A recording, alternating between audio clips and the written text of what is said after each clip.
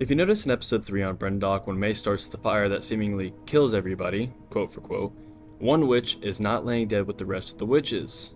Mother Koril is not seen laying dead there after the events of the fire on Brendock, which I think is extremely intentional. They wanted us to notice for a second that she was not there and probably create our own theories based off of that, like I'm kinda doing now. So, did Mother Koril kill the rest of the witches? That's kind of the big question here, and there's kind of an answer. I'd say it's pretty possible.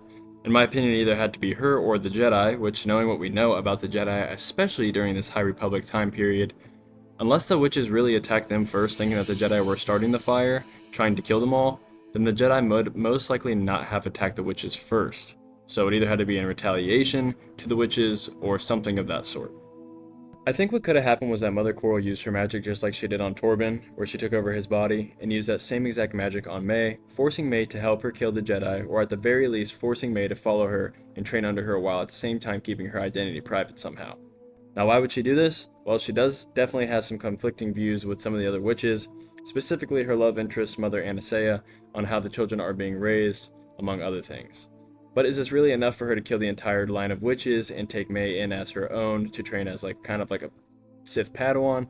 We're really just gonna have to find out. Mainly, I just think that it's extremely fishy that she was not in the scene with the rest of the witches when we found out they all died. Now I know also the Acolyte has had some kind of interesting writing, and maybe she just wasn't written into that scene somehow, but how else could May have actually survived?